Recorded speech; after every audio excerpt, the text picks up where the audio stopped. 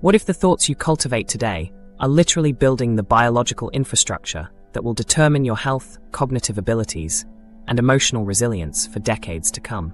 Let me share Sarah's story. After struggling with anxiety for years, she committed to daily thought redirection practices. The first month was challenging, she recalls. But after 6 weeks, my colleagues noticed I was responding differently to workplace stress. By month 3, my brain had literally rewired itself. The situations that once triggered panic now felt manageable. Sarah's experience mirrors what neuroscience reveals about mental gardening. Consistent practice creates observable changes in brain structure and function. Most people approach positive thinking as a pleasant psychological exercise that might temporarily improve mood, but has little substantive impact. This perspective misses the profound biological reality. Your thoughts physically restructure your brain with every mental gardening session. Research from the University of Wisconsin's Center for Healthy Minds demonstrates that consistent thought pattern redirection creates measurable changes in neural density in as little as 8 weeks. These represent fundamental rewiring of your neurological architecture. When you consistently prune negative thought patterns, you physically alter how your brain processes information. Studies conducted at UCLA revealed that participants who practiced daily thought redirection for 12 weeks showed 21% decrease in amygdala reactivity, the brain's threat detection center, increased activation in the prefrontal cortex, executive function center. This shift represents a neurological power transfer from your reactive emotional centers to your thoughtful planning centers. Your brain redistributes its resources based on which networks you consistently activate. The timeline of these benefits follows a predictable pattern. Immediate benefits, within minutes, normalized heart rate, decreased muscle tension, more regular breathing patterns. These immediate rewards provide valuable reinforcement during early practice stages. The simple act of redirecting attention from negative rumination to positive alternatives creates an almost instantaneous shift in emotional state. Intermediate benefits, days to weeks, improved sleep quality, 27% improvement in sleep efficiency according to sleep medicine reviews, increased attention span, a greater emotional stability. These improvements create a positive feedback loop. Better sleep enhances cognitive function, making thought redirection easier the following day. Long-term benefits, months to years, increased gray matter density in regions associated with attention and compassion, improved immune function with lower inflammatory markers, enhanced production of natural killer cells, reduced blood pressure and arterial inflammation. A longitudinal study tracking practitioners over 2 years found these structural brain changes correlated with measurable improvements in physical health. Participants showed significantly lower levels of inflammatory markers compared to control groups. The findings align with groundbreaking research from psychoneuroimmunology, revealing direct pathways connecting thought patterns to physical health. When you consistently cultivate positive thought patterns, you modulate your entire inflammatory response system. Harvard Medical School research found these cardiovascular benefits occurred independent of other lifestyle factors, suggesting the direct physiological impact of thought patterns on heart function. What makes these findings particularly remarkable is their compounding nature. Each day of mental gardening multiplies your progress. Neuroscientists call this self-reinforcing neural plasticity. New neural pathways become progressively easier to activate with consistent use. Your initial efforts might require significant conscious attention, but over time, these redirected thought patterns become your brain's default operation mode. This neurological compounding extends beyond brain structure to influence virtually every domain of life. Improved relationship quality, 34% greater cognitive flexibility when approaching challenges, enhanced financial decision-making and long-term planning. Stanford University researchers discovered that the benefits follow a non-linear trajectory. The most substantial improvements often occurred after participants moved beyond the initial enthusiasm phase and continued practicing through periods of doubt. This suggests that persisting when practice feels most challenging yields the greatest neurological dividends. Understanding this reality transforms how you approach daily mental gardening. You're actively constructing your future neurological architecture. Each time you interrupt a negative thought spiral and redirect to a positive alternative, you physically strengthen neural pathways that eventually become automatic. The neurological harvest of consistent mental gardening reveals itself most clearly in how your brain processes challenging situations. After months of practice, your amygdala becomes less reactive to potential threats, your prefrontal cortex activates more readily, and new neural pathways form that make positive interpretations increasingly automatic rather than requiring conscious effort. This transformation represents a fundamental shift in your neurological default settings, from threat detection and negative bias to opportunity recognition and balanced perspective.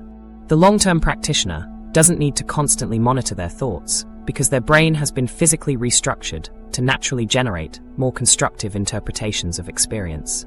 The changing seasons, adapting your mental gardening through life's challenges. While that balanced perspective you've cultivated might seem robust, what happens when life delivers an unexpected emotional storm? Your mental garden, like any physical landscape, must weather changing seasons and unpredictable challenges that test even the most diligent gardener's resolve. Just as gardens face droughts, floods, and harsh winters, our minds encounter periods of grief, burnout, and major transitions. Research from the University of Cambridge reveals that 78% of people abandon their mental well-being practices during precisely the periods when they need them most. This creates a vulnerability cycle where our mental defenses collapse exactly when facing our greatest challenges. Different emotional seasons require fundamentally different approaches. Dr. Lucy Hone, a resilience researcher who experienced the tragic loss of her daughter, discovered that grief demands a unique form of mental cultivation. Her research at the New Zealand Institute of Wellbeing and Resilience shows that during grief, traditional positivity practices can increase suffering, while selective attention toward meaningful connections provides genuine sustenance. During grief, your mental garden requires protective conservation of emotional resources rather than forced growth. Anxiety, however, responds differently. University of Pennsylvania psychologist Dr. Martin Seligman found that cognitive challenging techniques produce better results than either distraction or emotional processing alone.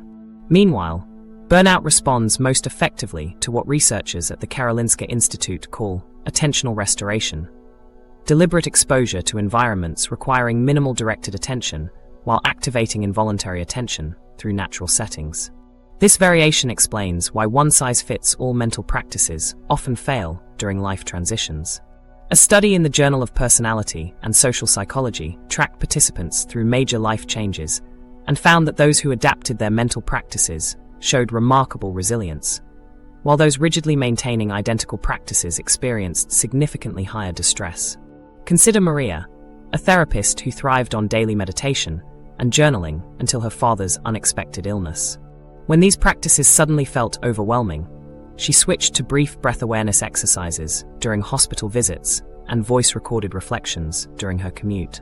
By adapting rather than abandoning her mental gardening, she maintained emotional stability during a difficult season. The key psychological trait underpinning this adaptability is what Dr. Stephen Hayes calls psychological flexibility, the ability to contact the present moment while adjusting behaviors to serve valued ends. Research from his team at the University of Nevada found that this flexibility predicts mental health outcomes better than almost any other psychological variable, accounting for over 40% of the variance in psychological well-being during challenging periods. So how do you create contingency plans for different mental seasons? Start by developing if-then implementations for various emotional weather patterns. When experiencing crisis, implement an intensive care protocol that prioritizes protective structures over growth. This means simplifying your mental garden through focused attention on only the most essential elements, basic self-care, connection with key supporters, and temporary acceptance of reduced cognitive capacity. Dr. Shauna Shapiro at Santa Clara University found that crisis periods require radical self-compassion, the deliberate suspension of growth expectations in favor of basic psychological safety. Her research shows that participants who practiced this approach during acute stress recovered more quickly and retained more previous progress than those attempting to maintain their full practice regimen. For busy periods when time constraints threaten consistency, Dr. B.J. Fogg's research at Stanford University demonstrates that maintaining minimal viable practices, tiny habits, preserves neural pathways far more effectively than temporarily abandoning practices altogether. Even 60-second versions of key mental techniques maintain enough continuity to prevent complete regression. During periods of stability and strength, this becomes the optimal time to expand your mental garden through deliberate exploration of new thought patterns. Dr. Barbara Fredrickson's Broaden and Build theory demonstrates that positive emotional states create ideal conditions for experimenting with new mental approaches that may serve you during future challenging periods.